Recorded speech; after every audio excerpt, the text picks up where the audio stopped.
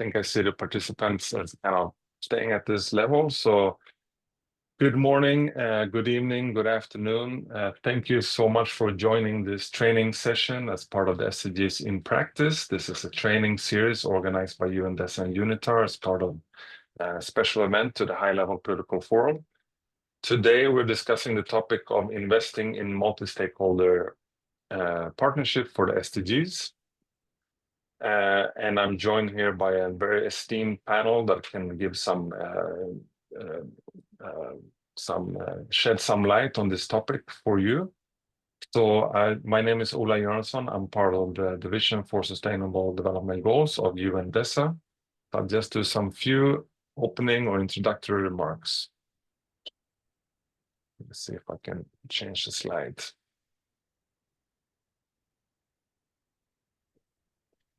So first, a few housekeeping announcements. So if you can kindly keep your microphone muted, unless you've been given the floor to speak, that would be much appreciated.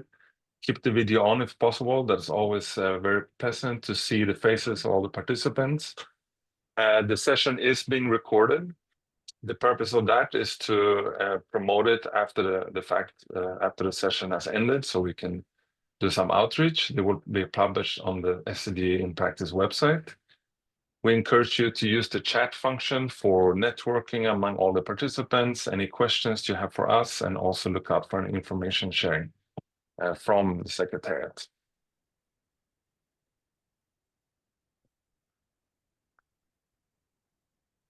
So the program today is the introduction, and then we have we're going to present findings from a study that we did last year, the United Night Report. Then we have a panel discussion with representation from Aliar's wings and the Joint SDG Fund. And then we are quite honored to get some UN perspectives from the ground with representation from the RCO of Mexico and Jamaica. And then we'll have a moment for questions and answers and an open discussions with all the participants.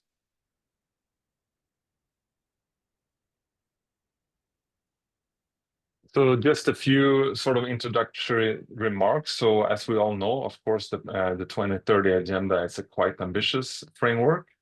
It's an agenda that was never really meant to be achieved only by governments alone, but it's really for all stakeholders, all the people, all the corners of society to chip in and collaborate to advance on the SDGs. And multi-stakeholder partnerships are really essential to this broad ownership because they allow us to combine different strengths, whether it's finances, technology, knowledge, or more. Yeah, can you please? Sorry, 1 second. 1 second, sorry, I'm being disturbed.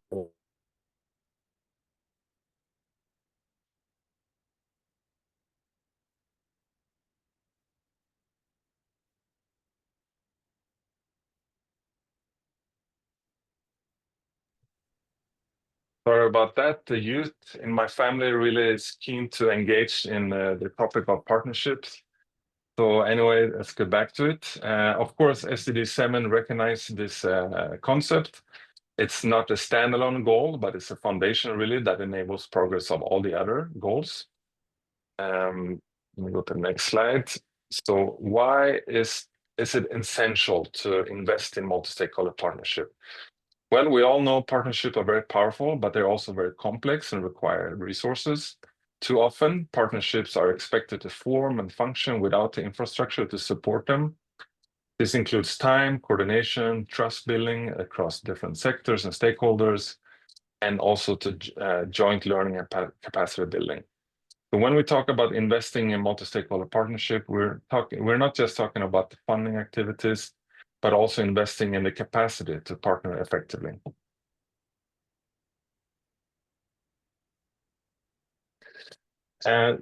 We had a session in the last round of ECOSOC Partnership Forum in 2025. We had a session on this topic on investment for partnerships. There were some insights and some learnings that came out of that, including from the multi-stakeholder advisory group that was part of the preparation for the partnership forum. So what we heard consistently was about the short-term and inflexible funding cycles that do exist, the rigid accountability structures, and the difficulty many local actors face in accessing partnership financing. There's also a tendency, many participants stress this, for public actors to shoulder fully the risk, while private partners receive most of the rewards, highlighting the need for more equitable risk-sharing models.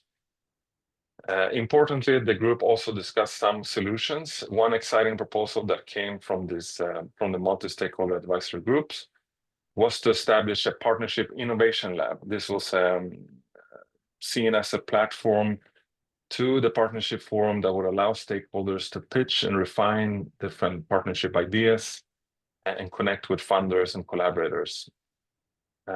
So that was one of the ideas that came out from the partnership forum.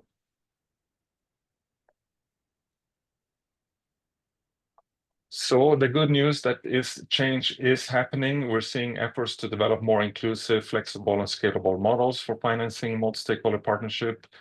But really what is needed now is a stronger ecosystem that support these efforts, one that values equity, builds trust, and aligns funding with partnership realities.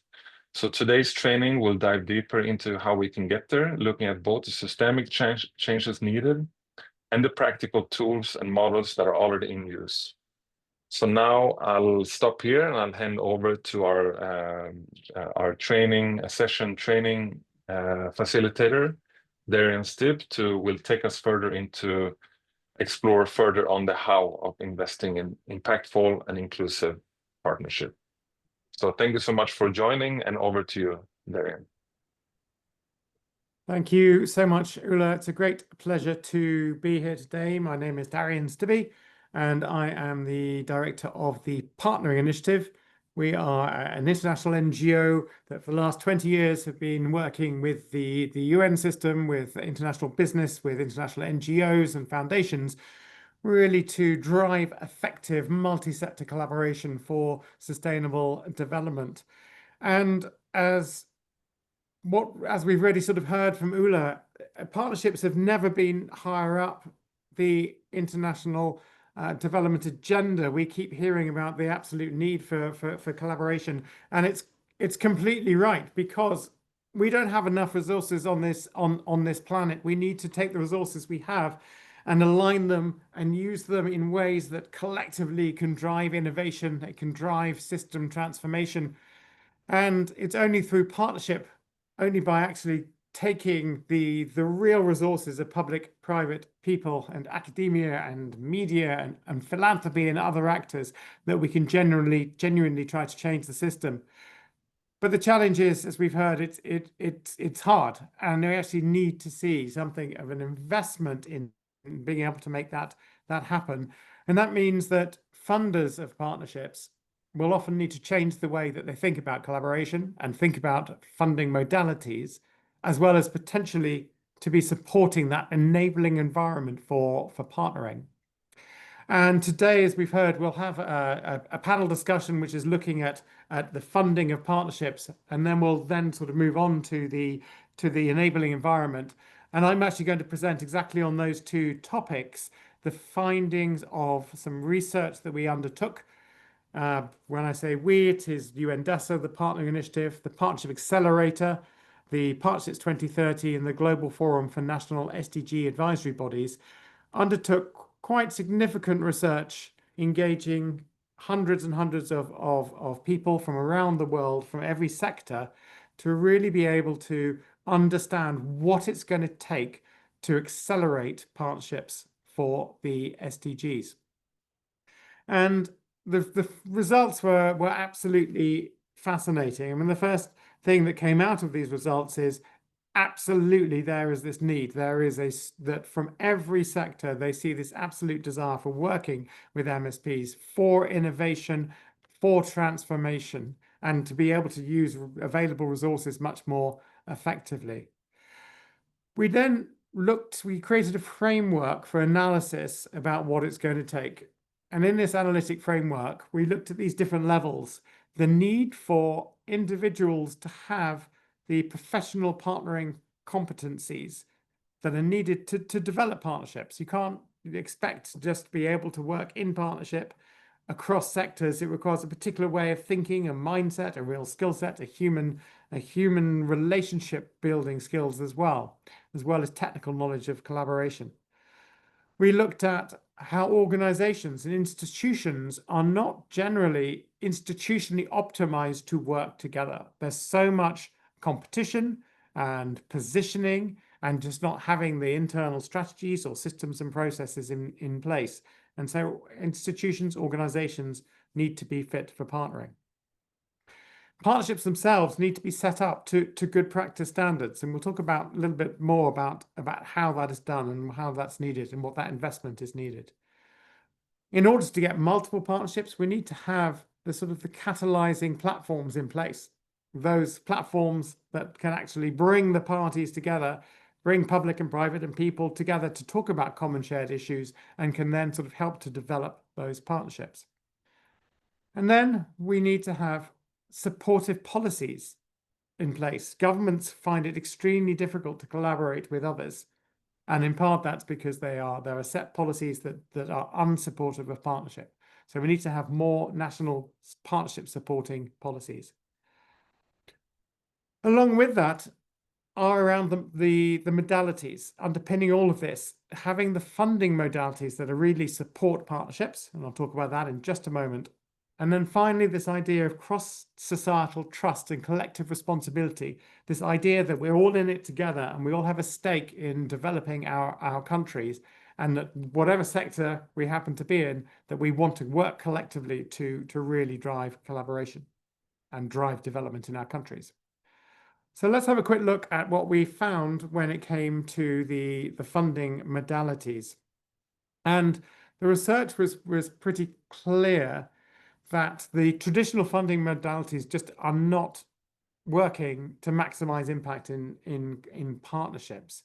So we asked various questions, and it turns out that only around 15% of survey respondents believe that current funding models are fully effective in supporting partnerships, and 96% agree that if you adjust the way funding is provided, it could improve the quality and impact of partnerships. In fact, 60% believe it's essential to change the funding modalities if you expect partnerships to really change their impact. Then the way that funding is given is a challenge. That very often there are multiple different aspects to this. So there are insufficient, and a lot of it is around the fact that partnerships don't just come out of nowhere.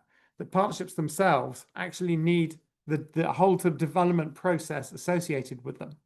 So we found these three interconnected problems: that there isn't sufficient financial resource or for support around the process of developing a new partnership. And if you're on the ground and you're wanting to bring stakeholders together, that requires time. That requires potentially funding to fund the travel, perhaps of those on the ground or in the field that need to be brought together in one place.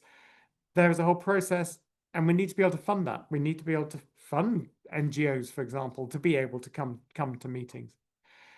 Then very often there isn't sufficient time created to allowed to develop a partnership. You get a call for funding for collaboration, and then suddenly in 2 months you're expected to have a partnership all there and ready.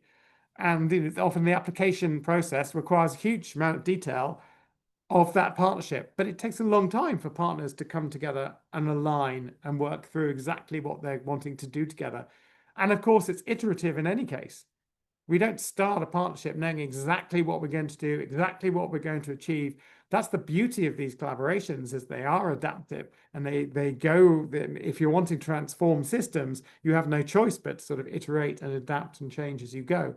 So traditional applications that require a log frame approach, we will do this and this is going to be our impact, just don't work with partnerships. Another challenge, particularly when we're looking at partnerships that are trying to have real transformational impact, is they're just too short. The funding periods might be, it's unusual to get more than a couple of years of funding. But if you look at some of these platforms or some of these partnerships, they can take 5, 10 years to really be able to transform the system, to leave behind a permanent legacy. So the funding modalities are just not set up currently to be able to deliver the time it takes to deliver impact. Often we also see that even when donors, funders are saying, look, we want you to work in partnership, actually, sometimes that just ends up with partners just working in parallel. They haven't gone through the time, the process to understand how 1 + 1 can equal 5, that you can deliver more than the sum of the parts. And we've seen many partnerships where partners, they get their money, they do their own thing separately, and actually no additional value is being created. So there's actually no point of being in a partnership. And then finally, there are challenges around how funding is given, often through a lead partner. And what that means is that can lead to sort of accountabilities that create a hierarchy. So the lead partner, in essence, is responsible to the donor, and then all the other partners are then accountable to that lead partner. And that's a problem when you're trying to create sort of equitable partnerships across all of the partners, when one partner is in the lead, is the one demanding accountability from everybody else, and they themselves are accountable to the funders. So a number of different challenges specifically with the funding there. Now, in terms of sort of positive things, the other things we found is that funder expectation really plays an important role in encouraging MSPs, and we'll hear a bit from the SDG Joint Fund later. We had some quotes from various different NGOs, including one that said, let's be honest, most NGOs would far rather just be given funding to deliver their programs and avoid the complication of having to partner and risk getting less money. So and another one saying that very clearly, what helps in establishing an MSP is donor expectation. When donors expect and put explicit pressure to partner, then it's much more likely to happen. So donors actually have a real role here to be able to try and encourage collaboration, but they need to encourage collaborations which genuinely create significantly more value. The process of partnering has significant costs, as we talked about, and that needs to be funded, particularly if you want to ensure inclusion and local ownership, and making sure that you get the voices of the people on the ground, the communities, etc., on the table. So we need to ensure that there is more funding for that sort of establishment phase. We've talked already about the models needing to shift from short-term to long-term funding. But another one of the issues is that the demands for localization and the wanting to engage in partnership for those on the ground, we're not putting in place the right processes on accountability.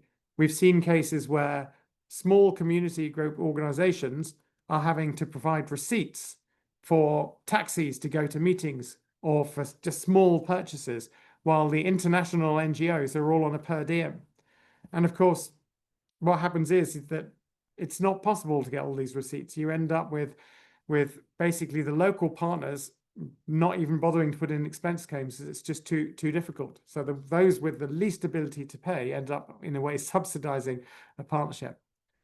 And then finally, there's the fact that innovative public-private financing it's not well understood, and it's not being utilized at scale at the moment. So whether it's blended finance or social impact bonds, it's just not well known, sufficiently well known in the funders, or they're not familiar with it, they're not comfortable with it yet. And so there is a lot that needs to be done in that area to build understanding and competence within the funders. I'm just going to very briefly, so this is really about the funding modalities. I'm just going to very briefly talk about the enabling environment, and just to show how little has been done, little has been invested in the enabling environment. So what we know, for example, is that only 13, when we look at the sort of individual level, those key competencies, only 13% actually have access to training in their countries. the professional partnership training. But we know that 91% say that if everyone had those professional competencies, these partnerships would be developed faster, more effectively, more robustly, and would create more value. So there's clearly an investment that needs to be made at the individual professional competencies. In our survey, we looked at organizations and how well set up they were to be fit for partnering. And we have a framework for that, and they were commenting on each element of the framework. And not a single organization, not one, had all of the aspects of being fit for partnering. Having in place the right systems and processes and strategies and leadership and culture and connections and staff and internal guidance, all of these things are needed to be able to partner well. 93% of people said that actually they could do much better partnering if their organization was optimized for it, but 0% actually was fully optimized. Then when it comes to sort of partnerships themselves, it was very interesting. So one of the bits of research is that only 12% of partnerships had all of the critical building blocks in place. You can look at the SDG partnering guidebook from the Partnership Accelerator, which talks about those building blocks, from the fundamentals of alignment, through the quality of the relationship, through how a partnership is set up and governed, and how it is managed and led. And only 12% of partnerships had all of those critical building blocks in place. Only 43% of the partnerships self-reported that they are highly effective. And that's probably a great overstatement in reality, because you're much less likely to fill in one of these surveys if your partnership is working really well. So it could well be that actually the number of partnerships that are highly effective could actually be significantly lower. But we did find that partnerships with significant support of a third party, a neutral facilitator, were 2.5 times more likely to be rated highly successful than those with no support. So that's again part of the investment that is needed from funders in these types of partnerships. And then finally, the enabling platforms, that 96% of the survey participants basically said that these are essential. These partnership platforms or similar mechanisms are essential. And actually, interestingly, 59% have engaged with national partnership platforms. Of course, that can be increased, but that 59% is higher than we were expecting. We were pleasantly surprised for that. But the challenge is these platforms. Nobody wants to fund platforms. No one wants to fund infrastructure. Even though they're essential to bring the parties together, it's very difficult to get funding to actually run these forms of platforms. Okay, I'm going to stop there, because what we want to do, and I should say, please, at any point, please do use the chat to put in any thoughts you might have, any questions you have. And hopefully, I think people probably have done enough of the introduction. So we will keep an eye on the chat, but please do bring in your comments, your thoughts, your questions as we go, and we'll try to answer them as we go. So I am now going to ask three colleagues who have extensive experience of MSPs and funding MSPs. And we're going to start with Aitor Yodio. He's the executive director of Aliarse, which is a platform for PPPs in Costa Rica. And he's run multiple different partnerships, some with government funding, some with private funding, perhaps some with both. And just really want to get your take, Aitor, on the special needs of PPPs when it comes to funding, and what you're seeing as the environment for funding right now for PPPs in Costa Rica and elsewhere. Hi, good afternoon, everyone. Thanks to the United Nations and the DPA for organizing this great webinar on a topic that I think is critical to get the SDGs running and obviously contribute to the development of our countries in a complex context where the challenges are very, as you mentioned, Darren, are very complicated, and we need more collaboration. And however, we are seeing little progress on this, and trust among sectors and trust in society and this connection with ourselves others, and the planet is not at its best. So the context is complex.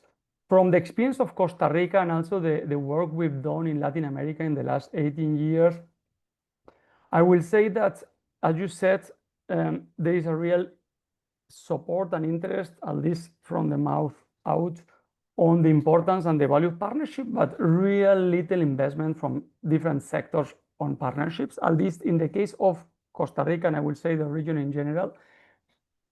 There is no funding, but very hard to get funding in the design process, in the designing, facilitating all the process to establish a partnership. In our case, in more than 10 partnerships that we have created and facilitated, all that process was covered by the foundation, our alias organization, the NGO. It's called a foundation, but we don't have an endowment. We are just an NGO. Then, although we've seen an increased interest from some international cooperation agencies on promoting initiatives where there is public-private collaboration, those resources are quite limited. So usually the funding in our case has always come from members of the partnerships to ensure at least to cover the cost of the facilitation cost and some basic activities of the partnerships. So AliArce is the broker, the facilitator of the partnership that we run in different fields: education, employability, and environmental issues and health. And then until very recently, well, until still today, but next year, Costa Rica will be a high level income country. Not really. There is a huge polarization in the society, but in terms of the financial numbers, we will be a high level income country. So the international aid will come down dramatically. And today, most of the international aid is technical to the government. So there is little access to have funding for partnerships. But I think we have two opportunities. So it has been hard to get funding from the international cooperation agencies and the private sector. As it's a very small country, the budgets for this type of development initiatives, CSR, social programs, environmental programs, are quite limited. So we usually finance the brokering through the membership fee, and then through different projects with international cooperation agencies, sometimes unmatching with the private sector. We have resources to apply the theory of change, develop the programs within the partnerships that we run. Only one partnership that is more service-oriented, because we have 2 mobiles that carry out mammography tests in very rural and rural areas of Costa Rica. The program is funded by donations of supermarket clients or donations from companies.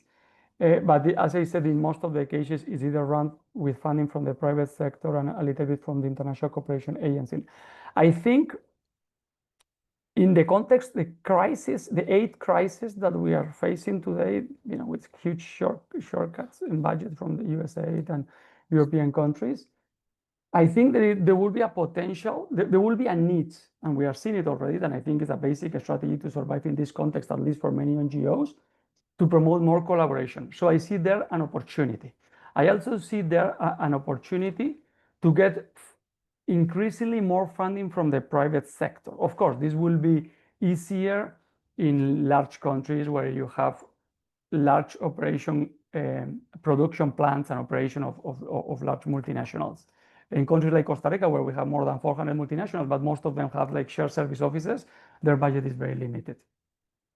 And then I think the great challenge is still to achieve the SDGs, and in general with multi-stakeholder partnership, is that the lack of trust between public and private sector, especially in Latin America, is very big. And we definitely, as you said, we need more organizations that facilitate partnership to happen. And also the capacities and skills. We run courses, one course at least annually in Costa Rica, and it's super hard to get people into the course. I think most people think that they have the capacity to work in partnership, and we know that that's not the case.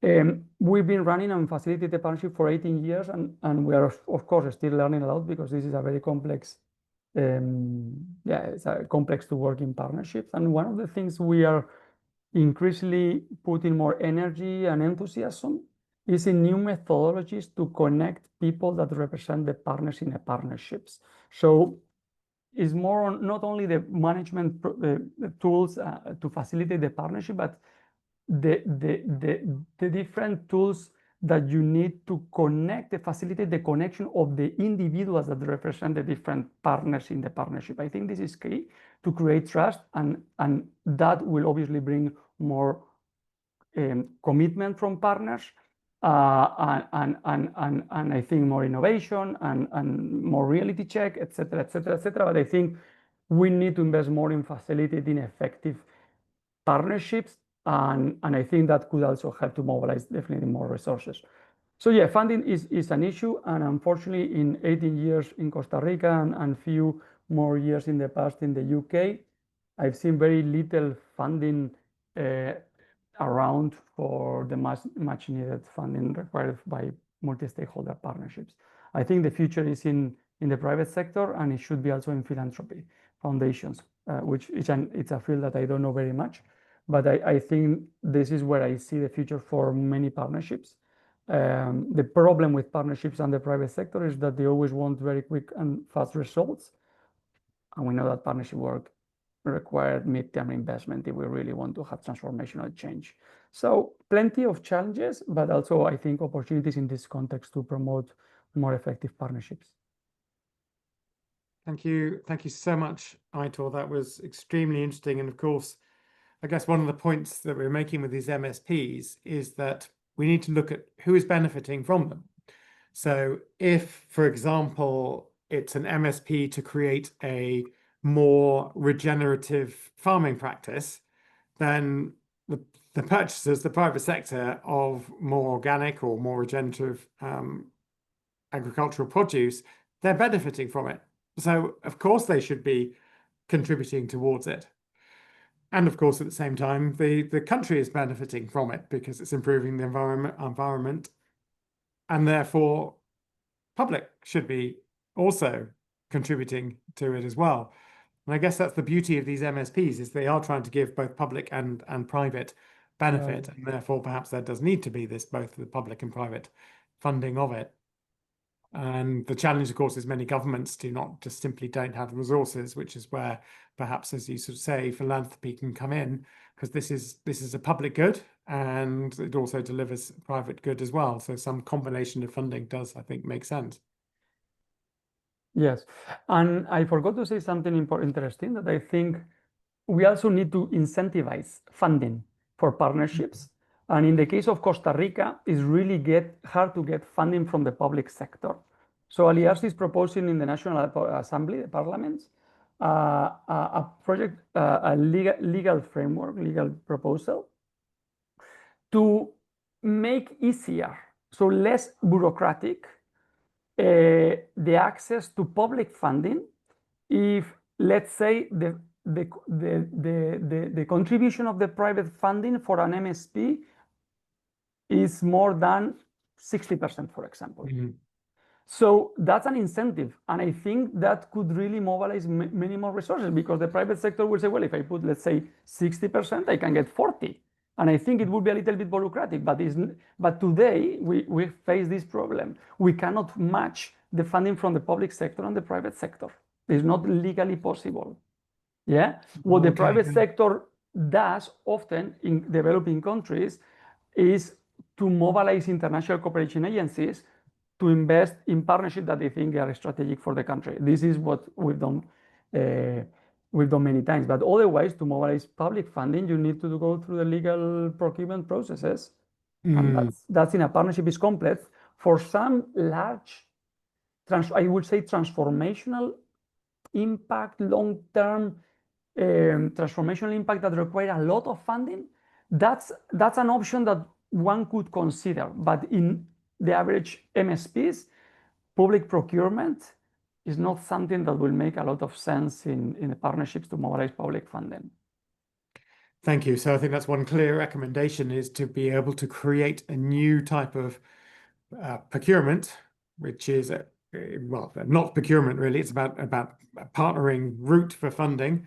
So for example, the German government has exactly this. They had their PPP program, where basically the private would have to match the public funding, which could then be invested in exactly these types of programs. And it sounds like that would be a good policy recommendations for all governments. And because, yes, it's a great incentive to the private sector. And of course, it will deliver significant public good, far more than the amount of money that the public would be putting in. So yeah, we need to facilitate the access to public funding. In most countries, it's very bureaucratic. And for many partnerships, public funding can be a very big source of money. Especially in areas like education, employability, where obviously we can also mobilize a lot of private sector funding. But already public funding is invested in this type of initiatives, not through multi-stakeholder partnerships, through public initiatives that obviously will be much more effective if the public and private build upon and share vision and talk to each other so the programs respond more to the needs of the private sector with a shared investment, for example. But I think blended finance and public-private funding is critical to scale up the impact of development initiatives, but also multi-stakeholder partnership initiatives. Thank you so much, Aitor. Extremely interesting. In fact, you talked about philanthropy, which is a good segue to Eva from Wings. And Eva, if I could ask you to talk about, from your perspective, around philanthropic funding and how philanthropy needs to shift and change in order to be able to support partnerships more effectively. Thank you so much, Darian, and everyone for being here. Yes, very happy to talk about that. For those who don't know, Wings, we're a global network of actors who work to grow, strengthen, and transform philanthropy. So obviously, we're very interested in how philanthropy can better support these types of multi-stakeholder partnerships and what roles it plays within that. And that's a very urgent conversation right now, as Darian has already outlined. In this shifting aid landscape, we're really being called upon as philanthropy to respond and respond differently and step up. I think one thing to mention is just to sort of pick up on the various trends that have already been surfaced here. Philanthropy, of course, is not going to replace public funding. It's not its role, and it doesn't have the volume to do that. But how can philanthropy partner differently to scale solutions and to deepen impact? And that's where we obviously see multi-stakeholder partnerships as a very key approach. So as Wings, we wanted to understand a bit more how philanthropy is already doing that in different parts of the world and what we're learning from that. So we worked with 3 of our members, the Africa Venture Philanthropy Alliance, Latimpacto, and Satva Consulting in Latin America, Asia, and Africa, to exactly get that snapshot of the ecosystem, but also really generate recommendations for philanthropy. And a lot of it already came up. Darian touched on it. Philanthropy is difficult to change, and there are things that philanthropy needs to change. And we're seeing a lot of interest in that, especially in this moment and this context. So there's some good stuff here. I won't go into all the 9 recommendations. I highlight 3 that I think also speak to the conversation. I think the first thing to say is that philanthropy does play a vital role in these types of partnerships. And of course, that is about providing capital, but that's not the only role. So if you're taking anything away from this, there's much more opportunity and much more space for philanthropy to engage. And that's exactly the kind of work that we need to do now within philanthropy to make that really clear and build the capacities around it. But as I said, the first thing really is that philanthropy can fund differently. We've heard it doesn't always do that. It definitely doesn't do that enough. But I will give a few examples of where we've seen through the research, where we've seen some good practice emerge that we want to keep sharing out.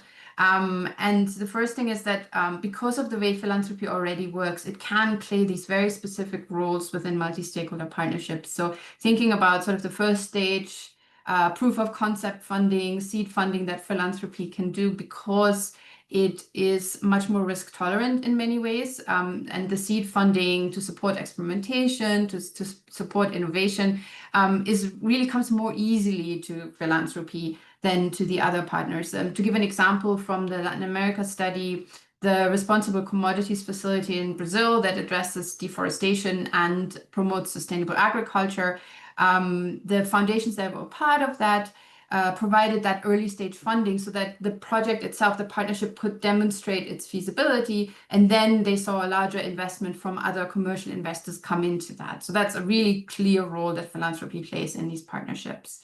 The second one, it was mentioned as well, is to actually provide core operating support, invest in the infrastructure and capacity. I think Darian made a very clear case as to why that has to happen. So how do we build more sustainable multi-stakeholder partnerships? It really is on calling philanthropy to invest in that side of the partnerships. And then the third one was also mentioned, that's blending finance with public and private capital so that it can be de-risked. And the reason for that is that grants can be much more generous than loans at market rates. The grants requirements can be adjusted much more easily.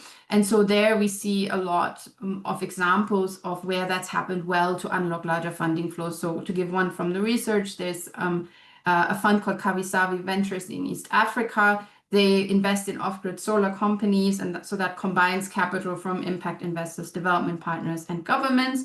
And the philanthropies that have been part of that provide the sort of concessional capital so that it can be blended and therefore make the capital, the investment from other sources much less risky. So basically the first risk is taken by philanthropy. So as I said, that's definitely a very key role for philanthropy, but I want to highlight a couple others as well. Enabling environments came up, maybe to just add another layer on top of that, and Aitor also just touched on it. Philanthropy needs to advocate for this enabling environment for these kinds of partnership to actually even be able to legally be done, right? So that's leveraging our collective voice to champion policies that really incentivize that. So taking that example from Germany, how do we bring that to other places and say, hey, it's worked here, and this was the result, and how can we build these kinds of policies with you? And then also regulatory frameworks that really help address barriers to partnership. I can give more examples around this, but one, for example, is the Gates Foundation, as part of the Gavi work, has been really working with governments to say you need to adopt these types of frameworks for multi-stakeholder partnerships in the health system. And then thirdly, this might be the most controversial one, but where philanthropy works well, we see that it really plays a catalytic role in these types of partnerships. It was mentioned, the idea of platforms. So philanthropy as a convener to bring together these actors. You know, philanthropy is rooted in civil society. It often works with business as a source of their funds. And it is often the closest to affected communities and how to bring those onto the platform and into the partnership, including working through intermediaries.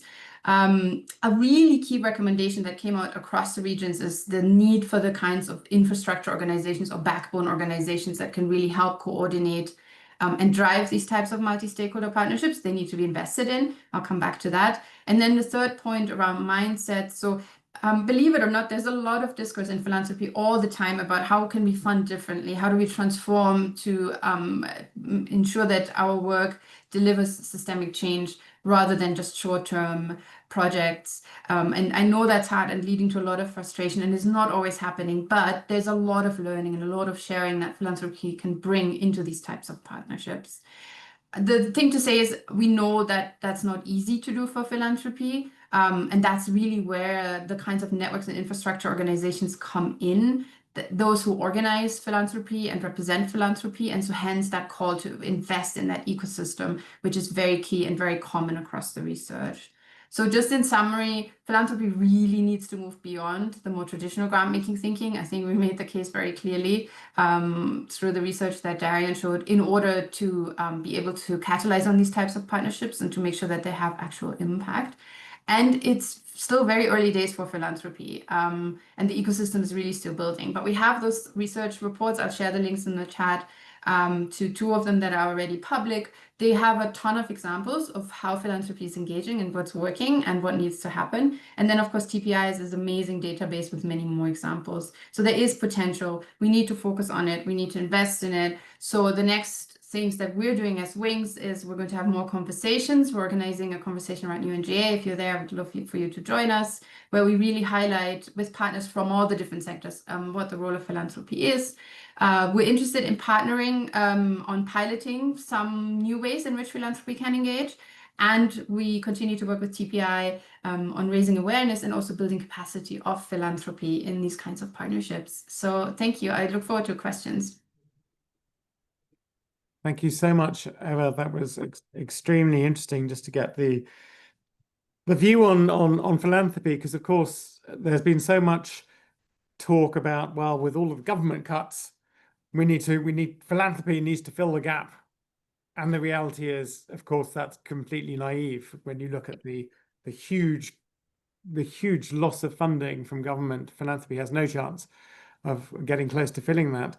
But also, this is an opportunity to do things differently and more innovatively and perhaps more multi-sectorally as well, and not just try to keep business as usual going, but actually to use multi-stakeholder collaboration. And I think we both agree that Foundations Philanthropy has a huge role that they can be playing here to really sort of catalyze far more action. And indeed, yes, we are delighted to be working with Wings and with Flair on a new program called Transform, which is all about how to make that happen. But thank you. Yes, hopefully we will have some questions shortly.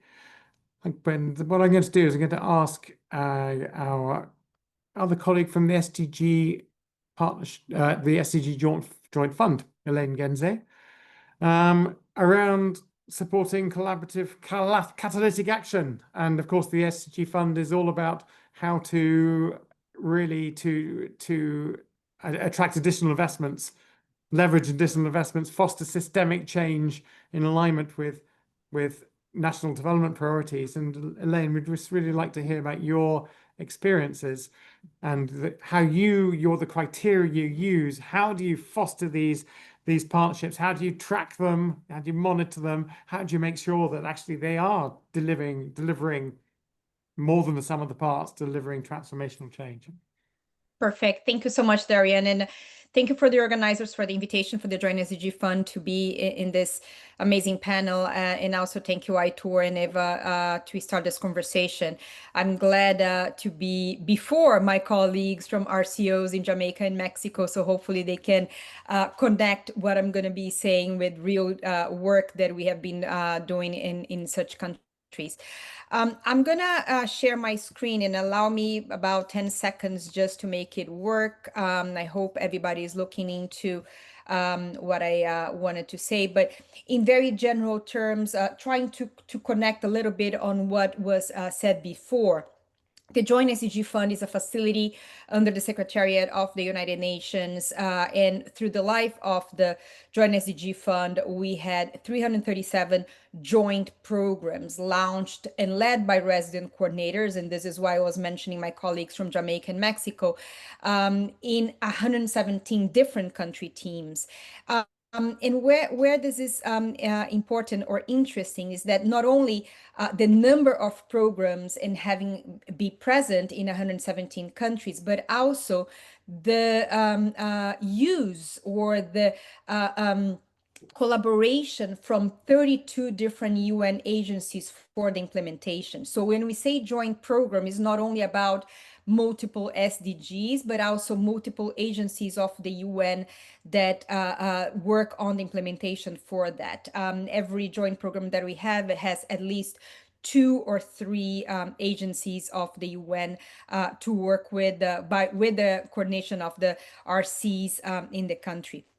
And also, as Darian mentioned before, who is benefiting from that. So throughout the last 5 years, 206 million lives were touched by this 337 different programs that we have. So somehow we believe that we have been making a dent.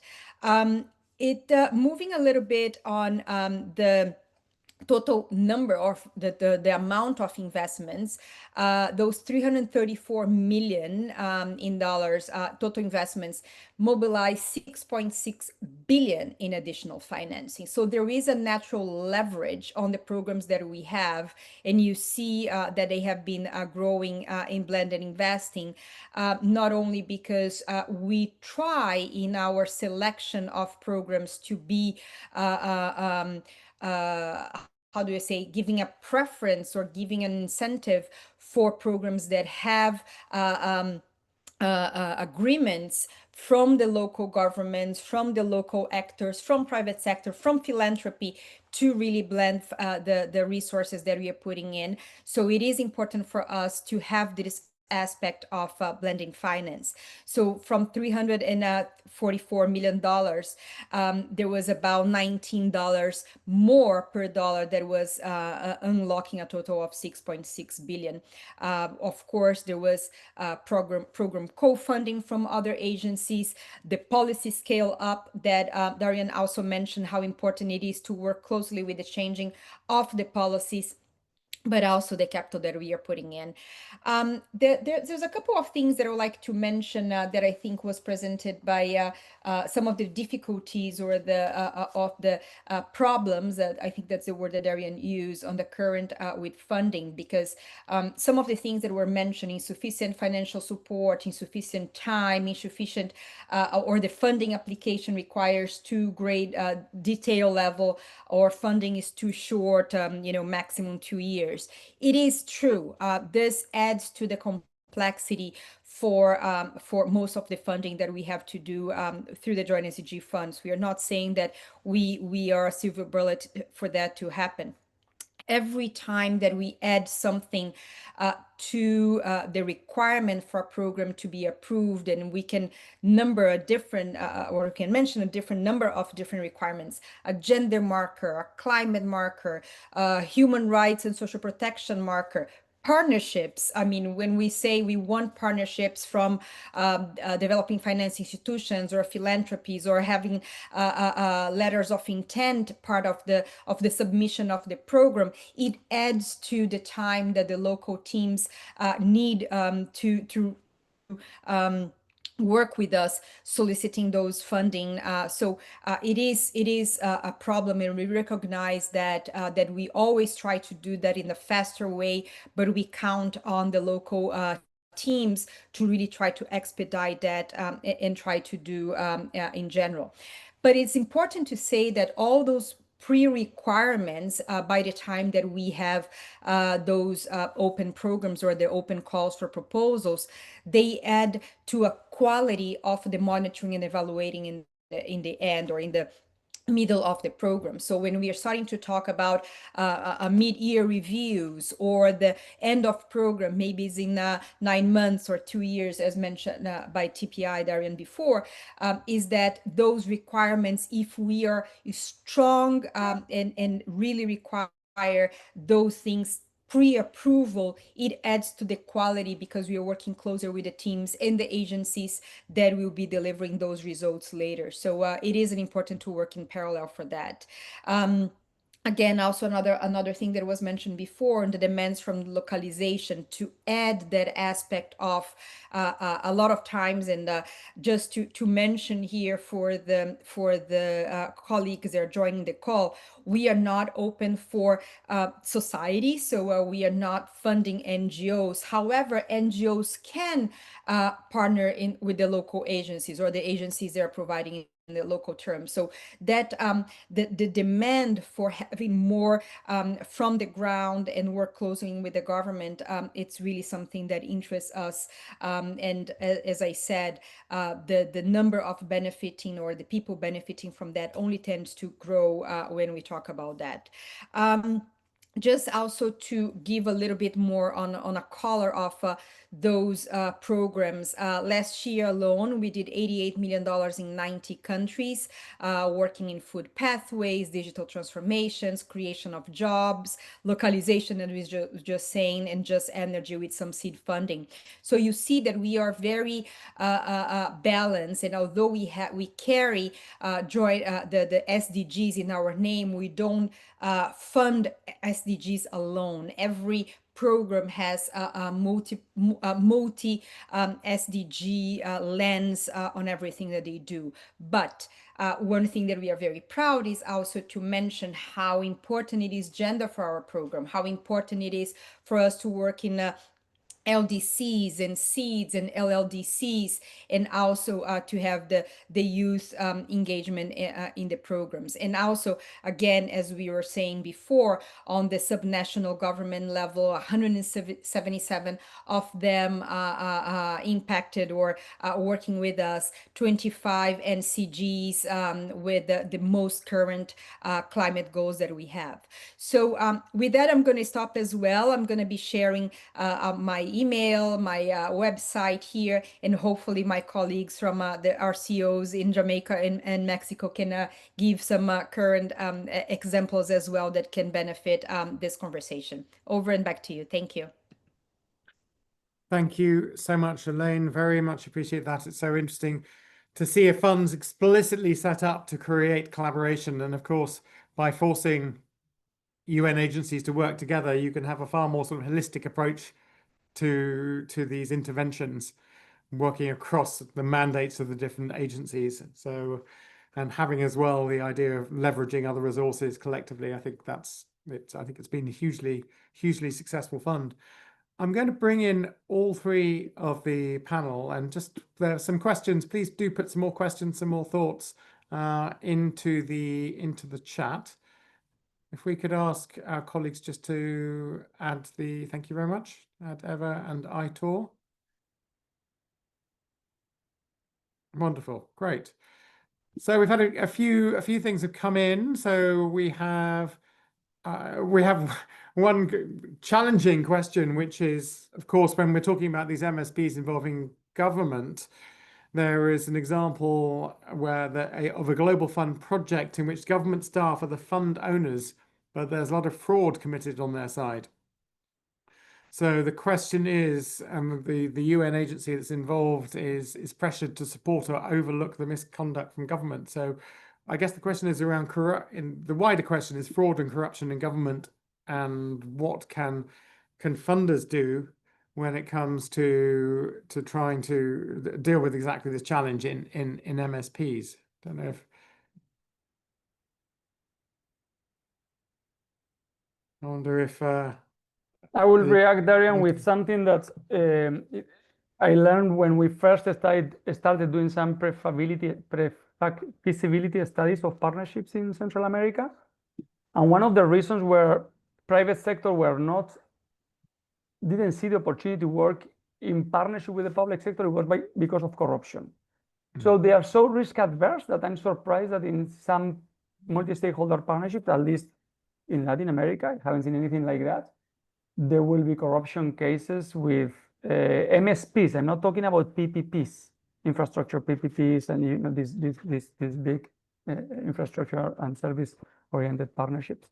But in MSPs, I would be surprised. Well, this is an interesting question because I've never seen or heard anything like that.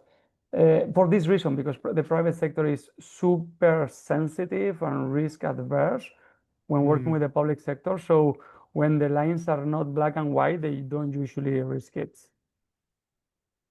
Yeah, in fact, we often hear as MSPs being a good accountability mechanism for government because you have the multiple players involved.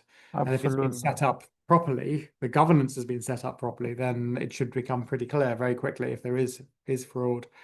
I don't know if Elaine, you'd like to comment on that as well from the experience of the fund, or Thank elsewhere. you. Yeah, no, it's a great question. I think we are lucky that we haven't seen those cases yet. But of course, the same way that we can talk about corruption, there are difficulties in working with the governments in terms of changing governments, delay programs, and if we have a limited amount of time, of course, we need to onboard new governments when they change a lot, and that brings to the complexity of getting signatures and approval and really having them participating. So it's not only the corruption that can hurt the work that we are doing, and I use the word hurt because it is something that I think it's close to the pride of a lot of the UN colleagues when we realize those things potentially happening, but also the what some in some circles we would call bureaucracy, or some sort of circles we would say the difficulties in their learning that can bring delays and even worse quality than initially expected. Over. Thank you so much. And yeah, maybe just to underline that a little bit, that point around good governance. One other role that philanthropies can play here is that foundations often have very solid ethical guidelines and safeguards, so that when they give money, you commit to these safeguards. And so I think there is some accountability and leveraging opportunity there, and another role that philanthropies can play in those partnerships.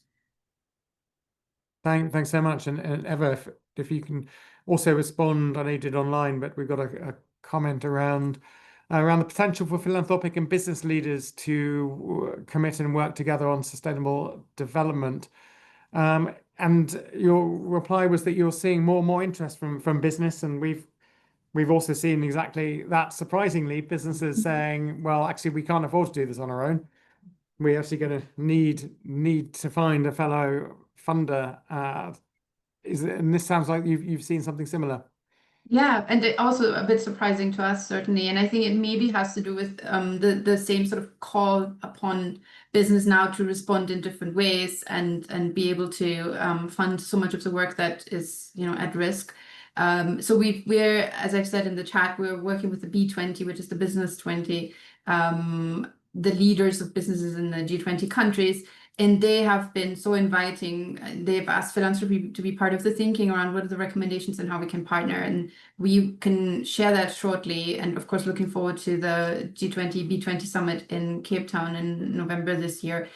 Hopefully that continues to be a way to deepen those relationships and then really try them out. And I mentioned in my presentation, and we're keen to pilot a few ideas of how philanthropy can engage differently in these collaborations. So hopefully there'll be something around business. And as I said as well, of course, there's this very long-standing relationship between business and philanthropy, particularly around corporate foundations that are coming from business and that are, in many ways, sort of the vanguard of what this relationship can look like going forward. Thank you so much. I think there are more questions, but I'd like to. Time is going quickly, so I think if we could move on. I think if we can move on to the next section. But before I do, just want to thank you all very, very much indeed for your extremely interesting insights into this topic, and I hope that people listening have got a sort of much clearer picture around the needs of that MSPs have for the way, the approach, the funding is given, the modalities for funding.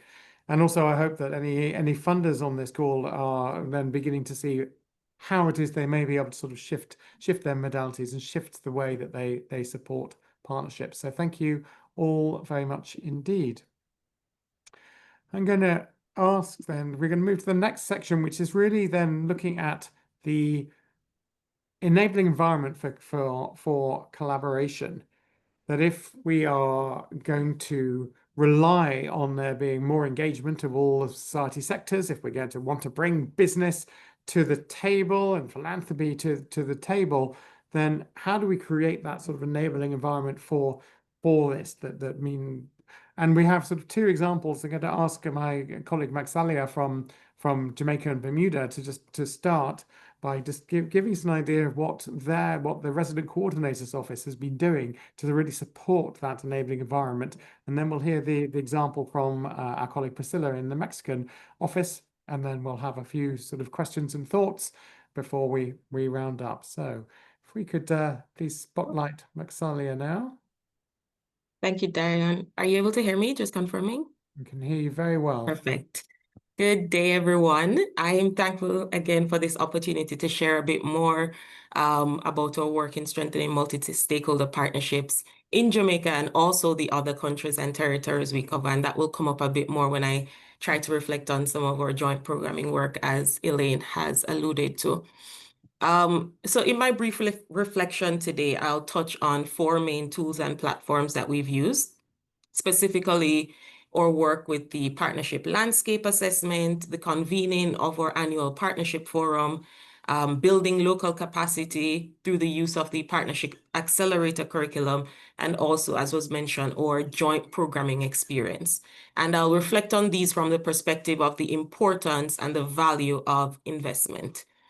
So Jamaica's experience, or I should say our multi-country office experience, like much of the experiences you've heard so far, demonstrates that effective multi-stakeholder partnerships don't emerge organically. They require intentional investment in the systems, the structures, the capacities that are needed to sustain collaboration over time. That said, funders, like you've heard here already, have a critical role to play, not only to support partnerships themselves, but to help the enabling environment that allows multi-stakeholder partnerships to thrive. That includes creating long-term, system-level impact beyond individual projects. So in reflecting on this, the first tool I'll speak to is the partnership landscape assessment. Some persons I've seen had joined the discussion last week. Happy to see familiar faces back online. You'd have heard me speak to our partnership landscape assessment, which we conducted in 2022. This for us was a strategic exercise that mapped actors, mechanisms, and opportunities for collaboration across sectors. The evidence-based tool, which is the partnership landscape assessment, provided insights that enable targeted interventions, both by the UN country team and other development actors, and directly informed our UNCT partnership and resource mobilization strategy. What does this signal to funders? In my opinion, investing in diagnostic tools like the PLA enable better use of resources by identifying high potential collaboration areas, existing gaps, and the institutional arrangements that need to be in place for alignment. The next area I'll look at real quickly is our partnership forum. Our UN Jamaica Partnership Forum was launched in 2021, and it has been an annual convening that catalyzes inclusive dialogue, ideation, and action around national priorities. A similar forum has been convened annually in the Bahamas as well. And these platforms bring together government, private sector, youth, civil society, and academia, fostering system-level trust. We've heard trust being mentioned by multiple presenters so far, and aligning actors across co-creating solutions. The reality is that all actors and stakeholders have a role in supporting these types of partnerships. Donors can catalyze partnerships with seed funding, governments ensure alignment with national priorities, and we've seen where private sector and philanthropy can co-invest based on their shared value and corporate responsibility. So in Jamaica, for instance, we've seen where, as the UN, we've acted as the convener while drawing in government commitment and private sector interest, particularly in SDG-aligned themes like ESG and youth development. In reflecting on this as an area for investment, I would say that convening platforms may not have the immediate project outputs, but they are an essential infrastructure for building relationships, creating shared value, and maintaining momentum that is needed towards SDG progress. Quickly, the next area I'll reflect on is capacity building and the need to invest in the people who drive these partnerships. Here we have prioritized partnership accelerator trainings for youth, for civil society, government, and UN interagency groups, building skills in trust building, value creation, and collaborative design. Last Thursday, for instance, after I completed sharing on this session, we conducted a tailored session for our UN-EU Youth Advisory Group to empower them as the next generation of partnership brokers, because we think it's so important that as many persons have this professional competency as possible. For us, capacity building is not an optional add-on, and I think that's what a number of persons have been saying here, that it is foundational, and as such require significant investment. Without capable individuals, institutions, partnerships cannot be sustained, they cannot be scaled, and they cannot be replicated effectively. Quickly, as it relates to joint programming, we've had the privilege of benefiting from multiple joint SDG fund opportunities across our multi-country office. And I've seen very strong benefits of joint programming to partnership development. And I'll just mention just quickly a few of them. So firstly, catalyzing cross-sector alignment and coordination. So joint programs for us, I should say, has served as a natural platform to bring together our government counterparts, UN agencies, private sector in the case of some of our projects, civil society, and other stakeholders around a shared development objective, strengthening mutual understanding, ensuring that implementation is effective and that we're also not duplicating. Secondly, joint programs have served as an entry point for us for multi-stakeholder engagements. In Jamaica, Bahamas, and Bermuda, the joint SDG fund initiatives have enabled us to pilot innovative financing mechanisms and support strengthening policy frameworks, while also facilitating meaningful collaboration with other international development partners. For instance, our current joint SDG fund project on digital transformation has seen us working quite closely with the EU, the World Bank, and the IDB, the Inter-American Development Bank, just to ensure that I'm not using acronyms that persons don't understand. But it has facilitated those collaborations and also with other non-traditional actors. Joint programs have also fostered interagency collaboration and coherence. Before joint programming, and we're still learning, even as UN agencies, just ensuring that we're not just bringing pieces together in one program, but also doing that in a meaningful way and ensuring that we're really truly being collaborative. And each of these joint programs have kind of helped us to strengthen those capacities and ensuring that we're working together, not just on paper, but in the way we actually operate and implement. So just to wrap up, across all these efforts, the partnership landscape assessment, the forum, the trainings, and joint programmings, one key theme has emerged for us is that partnerships flourish when the right ecosystems are in place. And if I could make one call to funders in this space, or just to say, that would be to consider how your support can go beyond programmatic funding to strengthen the architecture of partnership itself. Through support to platforms, coordination roles, learning systems, just mechanisms that bring people together to work collaboratively.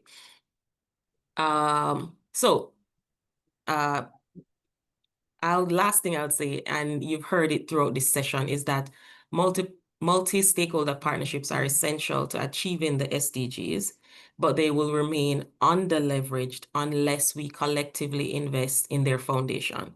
And that is investing, like I said a while ago, in the people, the platforms, the processes, just the ecosystem that is needed to support these partnerships. So I'll stop here and thank you again for the opportunity to share these reflections. Maxalia, thank you so much. It's just wonderful to hear the comprehensive approach that you've been taking in Jamaica and in the Bahamas. And we're going to hear another example from Priscilla in Mexico, and then perhaps we could have a few questions. And I'm wondering, Priscilla, if you could perhaps focus particularly on the network and the ideation of partnerships as a really important part of that structure. But yes, let's hear about your experiences, and then we'll come to some questions.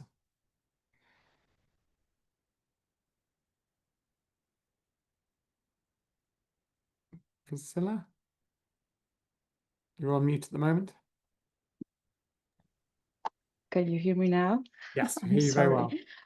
Thank you everyone for coming to this session. Again, I also see as Maxalia some people from the last one, but it's nice to follow up from capacity to investing and enablers for partnerships and multi-stakeholder partnerships for sustainable development. On my case, I'll focus on the Mexico experience as we've been building And it's a process to promote strong partnerships from like government, academia, civil society, private sector, youth, and others. It's still a challenge, of course, to involve everyone in the same space. Sometimes we prefer, or actors prefer, to focus on, for example, private sector meetings, but we always promote, to sit everyone together, since every connection and every synergy is important to maximize the impact. In this regard, in talking about investment, we've been investing during a few years, since I'm in this office, almost 6 years, in spaces of dialogue, workshops to co-create, of course, mechanisms to take coordinated actions and to build trust, driven by impact. This is just an example of the process. I'm not going to go into each of them, as well. My colleague Maxalia also has a similar process, just to let you know that we have been working on this since 2020 or 2019, more or less. So this is a process in which we have been building spaces, having as a UNCT an unified approach for partnerships management. Of course, this has been a challenging process in terms of even though we have a convenient role, partnerships are not like a law, as Max was saying, like something that it's easily just put in place, but it has to have a motor behind every of these spaces or every of these efforts. So this is just an example. We have also our diagnosis, our forum, and strategy, and lately, as Darian was saying, our ideation workshops that brought together this local network for partnerships. Of course, in terms of funding, we have the support from the CIO, in this case, UNDESA, Partnership Accelerator, and all the funds, since, as my colleagues from the SDGs funds was saying in the programming, we do have a space for promoting partnerships. And of course, nothing could be done without all the different actions from different sectors and actors. Just to give you a few examples from our case, we have this national network for local action. We created this after all this process that I already explained. We supported, or we promoted to have local champions. We have like about 10 institutions that are constantly, for the past 2 years, convening spaces, putting together conversations and dialogues to create actions, ideas. It's mainly in space for reflections. Of course, this has a challenge for resources. We have been funded from different funds, but as I explained actually in the last session, it's not just money, the important thing of partnerships, but also we have been investing in human resources. We have in-kind cooperation, not just from donors, but from the institutions that put, for example, spaces for gathering for people.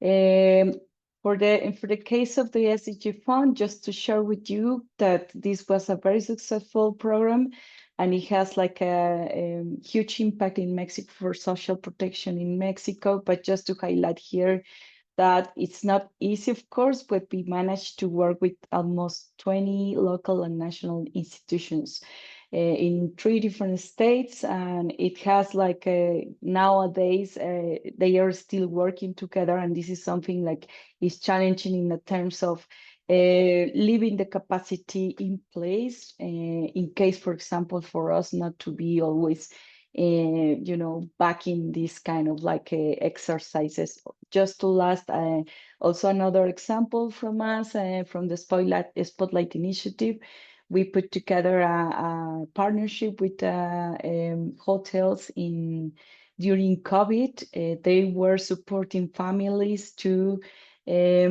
provide a safe space. We have this support from 19 states in Mexico. We have 32 states, 50 local and national institutions and over 120 hotels supporting this initiative. And just to end some final reflections, these are built more in this investing challenging space. First, to recognize that, of course, there are limitations. Money is one of them, but also time, coordination between organizations. In our case, for example, in the network, it has been, of course, a process of not having, for example, human resources and time for people, but still we try sometimes to gather and to make these spaces for dialogue. To keep these partnerships alive is not, it's of course need attention, time, resources to grow trust and make this process, build long-term structures. Also, my colleague Maxalia talked about this, and it's not easy to maintain, for example, a network. It needs, obviously, like the interest of all the partners that are involved to have this alive and to continue getting together. Also, in terms of ownership, we always promote that the partnerships and are not just only promoted by the UN, but we try these different actors to take a role and an important role to convene as well, to call for these different spaces, etc., to contribute to ideas or to not just in the organizing, but also to support something that is going to be important for them in the future for planning or programming or public policy. As I was saying, use all kind of resources, not just money. It's also time, knowledge, connection, support from other institutions. And in terms of knowledge and learning, I think capacity building is very important. For us, it was like key to keep supporting not just the UNCT and our colleagues from the UN, but giving spaces as well for other actors to be involved in these different phases of capacity building and to finally get something tangible to be working together within the network. Thank you, and I'm open to questions as well. Thank you, Darian. Thank you so much, Priscilla. That was, I mean, it's so interesting hearing your experiences and Maxali's experiences. And I'm just going to bring all of our colleagues back in to, because there seems to be some fundamental challenge here. It's we know what needs to happen. We know that we need the funding, the different ways of funding these partnerships. We know that we need to invest in this enabling ecosystem. We need the platforms. We need to build the capacities. We need to adjust the policies, etc., etc. But it's really difficult to get funders to appreciate this, to fund that ecosystem work. So how would you make the case in our final 3 or 4 minutes? What can we do? How do we make the case to funders that this is the way to deliver transformation, to be able to use their money in ways that can really genuinely shift society, but they have to invest in it? I'm happy to kick us off because that's what I think about day in, day out. And I'm really curious to hear the answers from everyone else. I think maybe 3 things here. One is we need to do this collectively, right? These calls are great because they connect me to people that I didn't know before that are working on this. So how do we continue to do this collectively? The more of us speak about this, the more we amplify each other's work and the strategies that are working, the more successful we will be. Secondly, many more examples of how that's actually working in practice and what are the learnings, what are the barriers that we're coming up against that in our case, foundations that are engaged in this are struggling with, so that they can learn from each other and with each other. And that's sort of the third point. If I learned one thing about how change happens in philanthropy, it is you could knock on the door from the outside, but the change needs to happen inside, right? So peers influencing each other, and there we see some really, pioneering foundations pushing forward. The problem is slightly that they're often at a very large level, they're very powerful, they have a lot of resources. So partly it's also to say you don't need to be a Gates Foundation to engage, but how do you engage then differently at that level? So where are your peers that are already doing that? And I think as the infrastructure organizations, we can do much more to highlight that piece as well. And that's what we try to do with the regional studies. So that's my attempt at a first answer. Thank you, Darian. Thank you so much, Eva. That's really helpful indeed. You're continuing the programs of study, so we look forward to hearing any the further findings of all of this work you're doing on philanthropy. Elaine, Yes, thank you for the opportunity to join again. The beauty, if I may say, the optimistic person in me, looking into this drought or this lack of funding from ODA to other types of funding that we have been seeing this year. And a little bit on what Eva just said on the collective effort, because we have always said that we need partnerships. I mean, the SDGs has been around 10 years, and for 10 years we have the SDG 17 there. But I don't think I've ever seen in my career the interest to leverage, the interest to collaborate, or the interest to compare pipelines and what is ready to be funded. So this interest to combine, to work together. So I think a little bit of this hope that I would like to bring, that more than ever I've seen this trying, and what is needed to answer your question, Darian, I think this openness to change how we do business. So the business is not as usual. I mean, there is no enough funding for everybody to continue the way they were doing before. And this ability to combine and to collaborate and to work together is the main change that we might see from now on. Over, back to you. thank you so much. Other colleagues, one final word each. Yeah, I was going to say, thanks, Darian, for calling us again.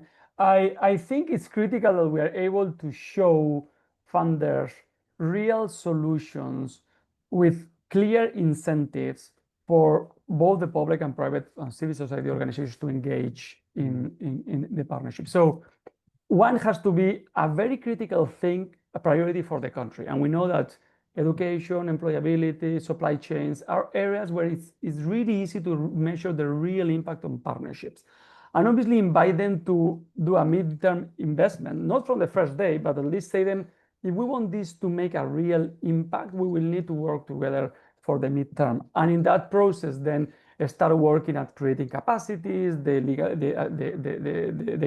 in the ecosystems, but we need to work in really high priority issues for the government and the private sector, where there are real incentives for them to get involved and put the funding. And obviously the funding of donors will scale up the project or fund things that might be more difficult to fund with the partners. But I think we need to be very clear about working in the low-hanging fruits. This is, Darian, this is very complex to work in partnerships. So we need to be much more strategic on working on things that in the short term we can really show clear impact. And we know that's not easy. So let's focus on what we can sell positively in the short term, and based on that work, keep working on other critical issues like capacity building, the enabling environment, etc. Thank you, Aitor. Maxalia. No, from my side, I think is that the primary challenge, or the first step, is very basic, and now we're going back to basics, since the ecosystem is changing and the funding, etc. And the basic is just try to firstly see what everyone is doing, and nowadays we realize we were duplicating, and we were not complementing, we were not creating synergies and making this money more efficient. So I think this is an opportunity per se, like the new ecosystem and the new funding and the new partners that are interested into collaborating within each other. So I think I would say just take it as an opportunity, and to it's not for us. It was like, we are not having a call from X institution or the bank, etc. But now we are getting a call, because we now see a different panorama. Then that we realize that we have to work together. Otherwise, the system is going to collapse, and I don't know what else is going to happen. But we hopefully share a common goal, which is perhaps the SDG goals, or others. But just to find someone with a common goal, and the basic to partner and complementing each other is something very important to take in consideration nowadays. Thank you. Thank you so much, Priscilla. Maxalia. Sure. I think everybody has really said much of it so far, and trying to find that area of common ground. If I could just add 2 more points, it would really be to see how we can, at least in our case, strengthen and give more visibility to a lot of the work that we're doing, create space for that, so that persons, see. Oftentimes we're sharing in these spaces, but we don't necessarily ensure that the work that we're doing, collaboratively, etc., is seen by all stakeholders or all possible partners, and also investing or seeing how we can get support for a lot more MEL, monitoring, evaluation, and kind of learning opportunities, and seeing how we can share more about some of the experiences and best practices coming out of some of our collaborative work. So I just add those 2 points, and hopefully these are things that could support that kind of work. Thank you so much, Maxalia. Indeed, being able to demonstrate the impact, focus on the priority areas that create clear value to those involved, to be able to have better MEL, to be able to track these and show how we're making transformation. All of these things, I think, are important, and in general, I think we need to be shifting towards a mindset for collaboration more generally. The SDGs have 5 years to run. People are already talking, including here at the high-level political forum, about what's going to replace them.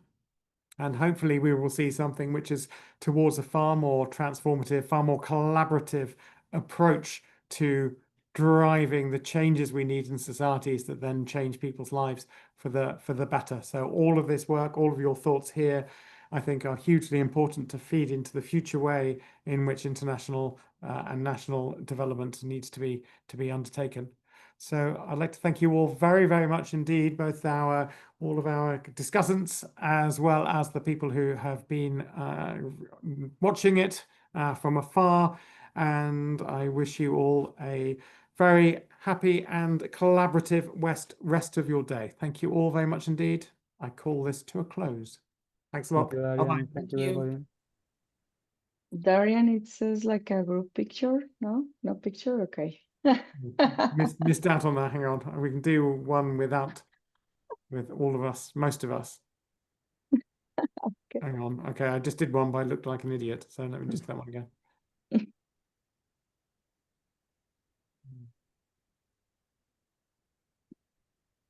Cheers.